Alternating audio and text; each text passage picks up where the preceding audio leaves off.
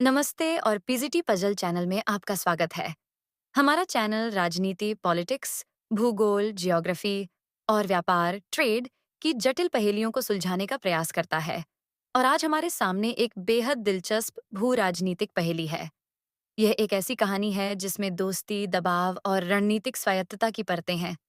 आगे बढ़ने से पहले, अगर आप वैश्विक मामलों की गहरी समझ रखना चाहते हैं, तो हमारे चैनल को सब्सक्राइब करना न भूलें। टाइटल: कमजोर नहीं कर पाओगे हमारे रिश्ते। भारत पर ट्रंप के टैरिफ को लेकर भड़क गया रूस परिचय। एक भू राजनीतिक भूचाल। अंतर्राष्ट्रीय राजनीति के मंच पर कुछ रिश्ते केवल व्यापारिक समझौतों और औपचारिक हैंडशेक से कहीं गहरे होते हैं। ये रिश्ते साझा इतिहास, आपसी विश्वास और समय की कसौटी पर परखे गए समर्थन की नींव पर टिके होते हैं। भारत और रूस के बीच का संबंध ठीक ऐसा ही है। इसलिए जब पूर्व अमेरिकी राष्ट्रपति डोनाल्ड ट्रंप ने अपनी अमेरिका फर्स्ट नीति के तहत भारत पर दंडात्मक टैरिफ लगाने का कदम उठाया, तो इसकी गूंज केवल नई दिल्ली और वॉशिंगटन में ही नहीं, बल्कि मॉस्को के क्रेमलिन तक भी जोरदार तरीके से सुनाई दी। रूस की तीखी और मुखर प्रतिक्रिया ने दुनिया को एक स्पष्ट संदेश दिया: भारत के साथ हमारे रिश्ते पर दबाव डालने की कोशिश मत करो, तुम इसे कमजोर नहीं कर पाओगे। ट्रंप का टैरिफ प्रहार और रूस का रक्षा कवच मामले की शुरुआत तब हुई जब ट्रंप प्रशासन ने भारत से आने वाले कई उत्पादों पर 25% का भारी टैरिफ लगाने की घोषणा की। ट्रंप ने सार्वजनिक रूप से भारत को टैरिफ किंग कहते हुए आरोप लगाया कि भारत अमेरिकी उत्पादों पर अनुचित रूप से उच्च शुल्क लगाता है। लेकिन यह मामला सिर्फ व्यापार तक सीमित नहीं था। ट्रंप ने भारत द्वारा रूस से S-400 मिसाइल रक्षा प्रणाली और रियायती दरों पर तेल की खरीद पर भी गहरी नाराजगी व्यक्त की, और इसके लिए भारत को अनिर्दिष्ट दंड भुगतने की परोक्ष धमकी भी दी। यह अमेरिका की ओर से एक दोहरा दबाव था, एक तरफ आर्थिक और दूसरी तरफ रणनीतिक। इसका उद्देश्य स्पष्ट था: भारत को रूस के साथ अपने गहरे रक्षा और ऊर्जा संबंधों पर पुनर्विचार करने के लिए मजबूर करना और उसे पूरी तरह से अमेरिकी खेमे में लाना। लेकिन अमेरिका शायद रूस की प्रतिक्रिया की तीव्रता का अनुमान लगाने में चूक गया।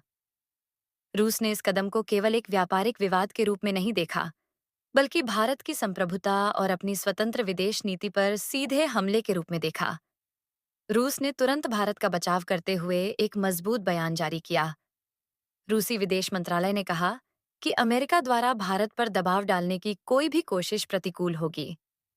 रूसी राजदूत ने इसे भारत और रूस के बीच विशेष और विशेषाधिकार प्राप्त रणनीतिक साझेदारी को कमजोर करने का एक व्यर्थ प्रयास करार दिया।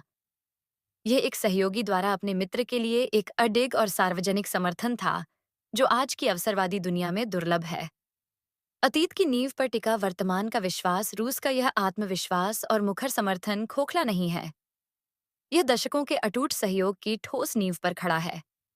इस रिश्ते की गहराई को समझने के लिए हमें इतिहास के पन्नों को पलटना होगा। संयुक्त राष्ट्र में वीटो का सुरक्षा कवच। शीत युद्ध के दौरान और उसके बाद भी सोवियत संघ और फिर रूस ने संयुक्त राष्ट्र सुरक्षा परिषद में कई मौकों पर भारत के लिए अपने वीटो पावर का इस्तेमाल किया। चाहे वह 1957 और 1962 में कश्मीर का मुद्दा हो, 1961 में गोवा की मुक्ति का सवाल हो, या 1971 के बांग्लादेश मुक्ति संग्राम के दौरान भारत के खिलाफ लाए गए प्रस्ताव हों, रूस हमेशा भारत के साथ एक चट्टान की तरह खड़ा रहा।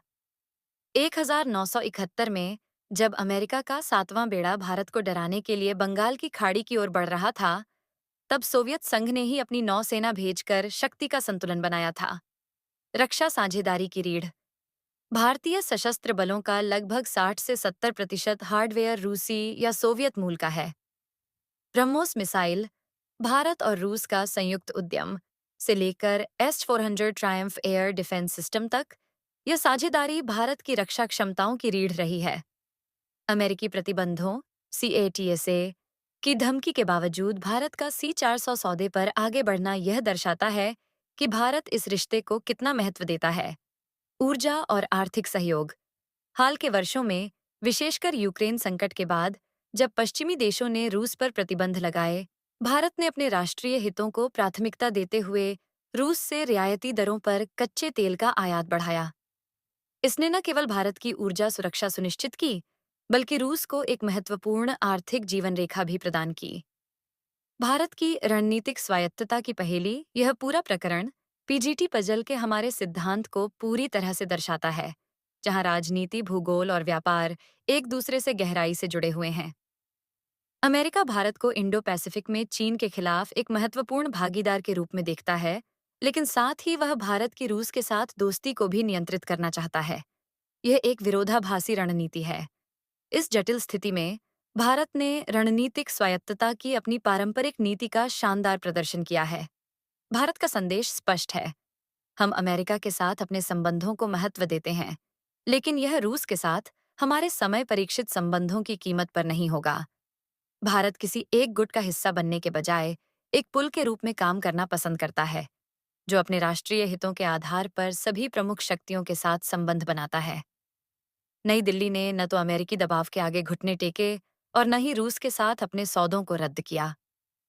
इसके बजाय उसने कूटनीतिक माध्यमों से अमेरिका के साथ व्यापारिक मुद्दों को हल करने के लिए बातचीत जारी रखी, जबकि रूस के साथ अपनी रणनीतिक साझेदारी को और मजबूत किया। निष्कर्ष: दोस्ती की एक स्थायी मिसाल अंत में ट्रंप के टैरिफ और उस पर रूस की उग्र प्रतिक्रिया का यह अध्याय भारत रूस संबंधों के शब्दकोश में एक और स्वर्णिम पृष्ठ जोड़ता है। यह साबित करता है कि यह रिश्ता किसी तीसरे देश के दबाव से परिभाषित नहीं होता। यह आपसी सम्मान, साझा वैश्विक दृष्टिकोण और एक दूसरे के राष्ट्रीय हितों की गहरी समझ पर आधारित है। रूस का यह कहना कि कमजोर नहीं कर पाओगे हमारे रिश्ते सिर्फ एक बयानबाजी नहीं है, बल्कि एक ऐतिहासिक सच्चाई की पुष्टि है। इस पूरी घटना ने दुनिया को दिखा दिया है कि जब एक मित्र पर दबाव डाला जाता है, तो दूसरा मित्र चुप नहीं बैठता। यह भू राजनीतिक पहेली हमें सिखाती है कि वैश्विक मंच पर विश्वास और निरंतरता सबसे शक्तिशाली मुद्राएं हैं, और भारत रूस की दोस्ती इसका एक उत्कृष्ट उदाहरण है। इस जटिल विषय पर आपके क्या विचार हैं? क्या आपको लगता है कि भारत अपनी रणनीतिक स्वायत्तता को बनाए रखने में सफल रहा है? नीचे कमेंट्स में हमें बताएं। इस तरह के और गहन विश्लेषण के लिए पीजीटी पजल को सब्सक्राइब करना न भूलें। धन्यवाद।